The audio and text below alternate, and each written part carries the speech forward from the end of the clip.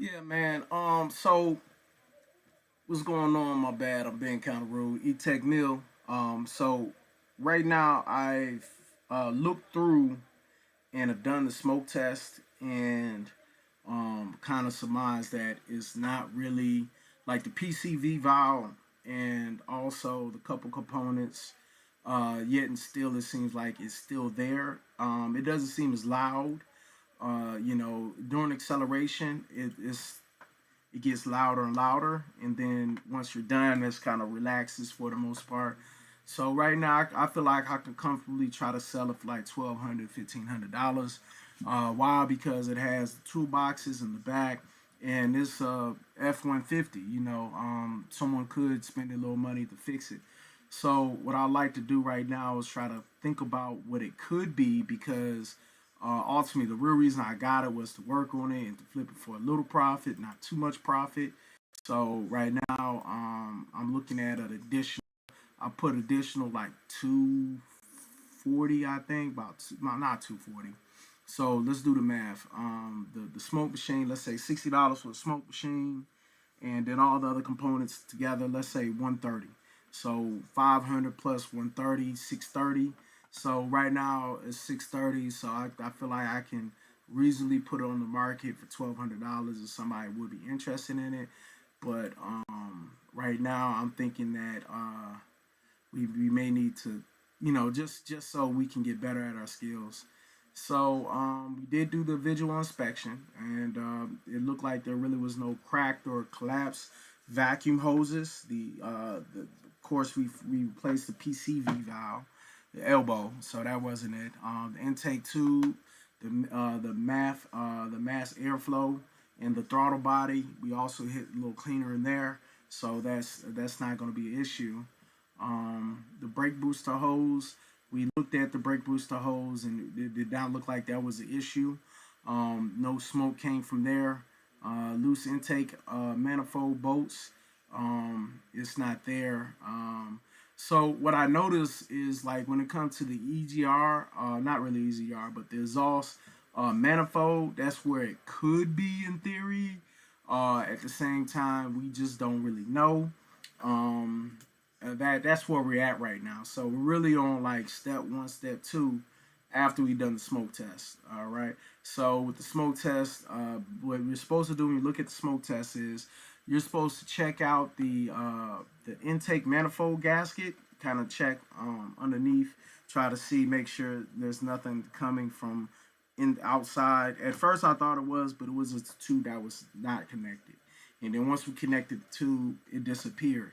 The PC connection, PCV connection, which we already knew that, but that's the reason we got to replace. So that shouldn't be the issue, and it wasn't. The throttle body, we looked at that. Wasn't that big of a deal. The EGR vacuum lines, we looked at that. All right, uh, so yeah, we fixed that, moved on. Then we took the mass airflow. We took the tube off that, sprayed it about 15 times with the mass airflow cleaner, which should help it. And I felt like it kind of did. One reason why you're supposed to clean it is because it leaves a false low airflow reading, which makes it lean, the code lean, make that lean code. As far as the wiring, we kind of checked the wiring. I could check the wiring again. And from there, the fuel system verification is one thing we can do. And so what we could do with that is the fuel pressure. So we check the fuel pressure, and then from there we replace the fuel filter if that's something we need to do too. Then listen for weak pump symptoms like long crank or hesitation under load. If you notice, after we've took care of what we took care of, if you've seen the other past videos where it took a while to crank up, crank up, crank up, but after doing those little mild changes, it's cranking up real quick and easy. So we can't say it doesn't really have a weak pump. So we can't really say it's a weak pump that's happening. As far as the O2 sensors, finding the data for that, upstream. I'm really like, the thing is, there is a click, click, click, click that's still happening. So with that click, click, click, click still happening, it leads me to feel that maybe it's a failing synchronizer, bushing, but at the same time, before we start trying to deal with the camshaft, we need to figure out some other things, because if we mess with that camshaft, we gotta be on point. Mess with that camshaft, it can be very. If you do it, you can mess up the engine. So that's one reason why I'm hesitate on doing that. And because I'm not planning on keeping this truck, I'm not really dying to fix that. So that's not something I'm gonna try to do. So yeah. One thing that I was looking at doing is taking the little that's a scope, the little miniature camera that we got, and loosen up the spark plug, take it out, and then inspect and see if that's the issue. That's another thing that we're gonna be doing, just not today. So let me look up something real quick.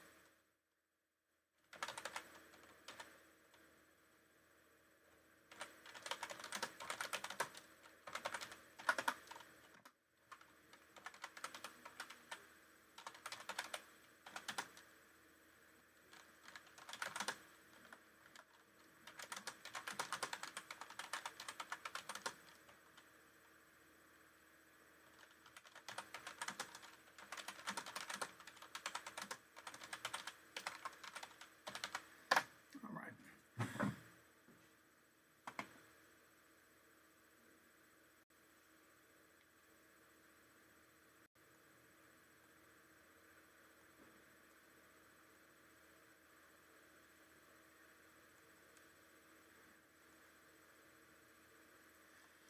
So right now it's saying, like, I looked up some information, and it's saying it could be three things. It could be a camshaft synchronizer, worn but not fully failed. And This is number one suspect given p1309 history. Noise reduced but not gone. Noise increases with throttle. Pulse like sound. Irregular. All right, and that why this matches perfectly.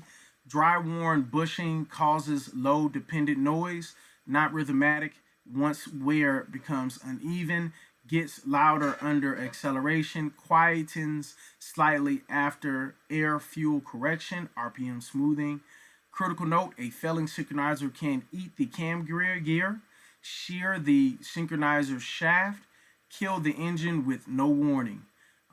The second portion, the second reason that this could be happening could be exhaust leak at manifold or collector, especially common in the 97 to 2000, and why it fits. Louder on acceleration, can sound like a pulse, often irregular, quiet at idle, noisy under load. How to confirm quickly: cold start, listen near manifolds, feel for exhaust puffs, use gloves. Use glove, okay. Look for soot marks. And the third one would be accessory or front engine component, which would be less likely but still possible. Idler puller, tensor, the alternator bearing. All right, and it could be this because it's rhythmatic, speed related, present at idle. Yours isn't primarily. So so there's a way that we can test these things. All right. So the first test to test the cam synchronizer, stethoscope test, use a mechanic stethoscope or a long screwdriver, probe rear of engine, CM peak location. If noise is louder, confirmed. Okay, so all right, and after that, test two, belt off test. Remove serpentine belt, start engine for no more than 30 seconds. If noise is still present, not accessory, internal engine synchronizer. And then the third part will be in park, snap throttle lightly. If noise appears only under throttle, not steady RPM, strong synchronizer or exhaust indicator. So, if this is the camshaft synchronizer and you continue driving, it does not always get louder, but before failing, failure can be sudden. Engine damage is possible. This one of the very few do not ignore noises on the engine family. Recommended action path is really, yeah. So that's a scope. Check at synchronizer. If confirmed, replace synchronizer plus CMP sensor together. Verify proper TDC alignment during install. Recheck noise under acceleration. Bottom line, you fixed the lean condition.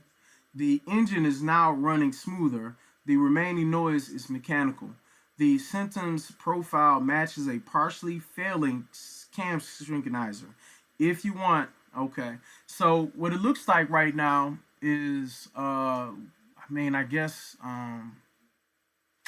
geez. So the belt off test might be the best way we can go about this. So we will remove the serpentine belt. Start the engine for no more than 30 seconds. If noise is still present, it's not accessory, internal engine synchronizer. So that'll be the camshaft. We will have to replace it. And then loud snap test. If in park, snap throttle lightly. If noise appears only under throttle, not steady RPM, strong synchronizer or exhaust indication. All right, so yeah, that sucks. So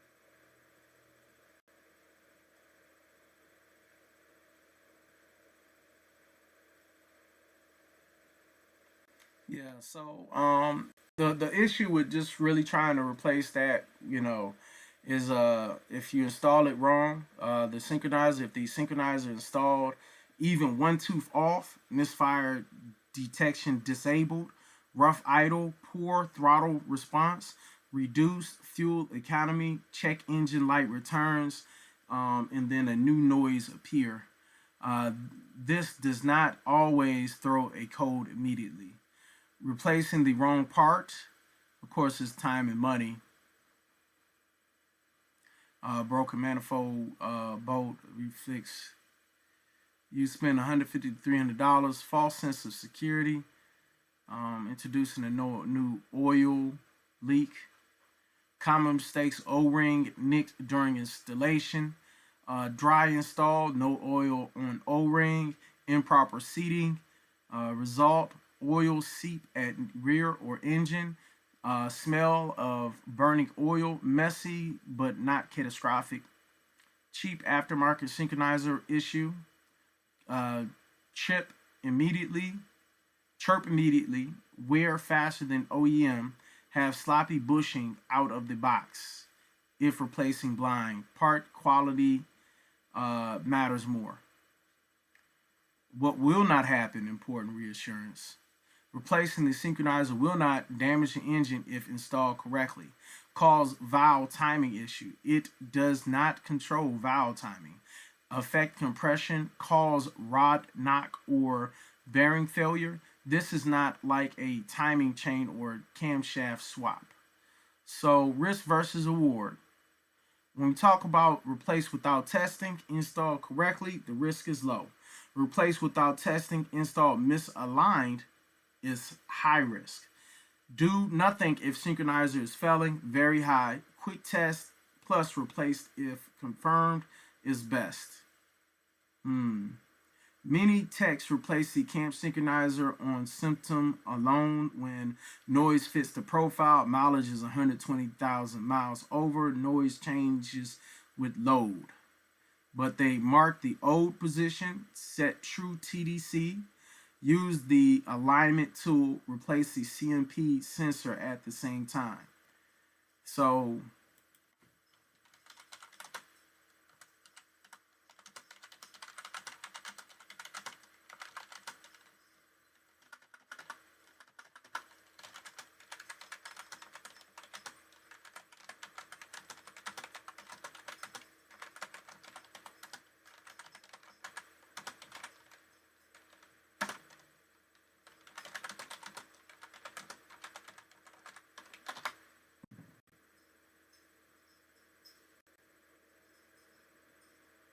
yeah, so it sounds like I need to replace it anyway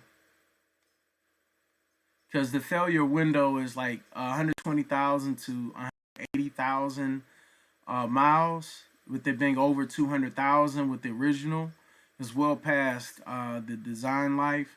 The person I bought it from most likely did not replace it or change it. So yeah. By just replacing it is low. Engine protected. This isn't a throwaway part. So with that being said, we know we have to do. It's going to be replacing the cam shaft synchronizer. That's what we're gonna have to replace. So at this point, I can just go ahead and shut it down for now because it's gonna be a while before that piece comes in. With that being said, shoot, we know what we gotta do, and we're gonna continue on strong trying to fix this up. And what I'll probably try to do is I will put it for sale for now, and then after that, if someone decides to buy it, for the most part, before fixing it, we're gonna sell it for one price. If they wait for us to sell it, then we'll sell it at another price.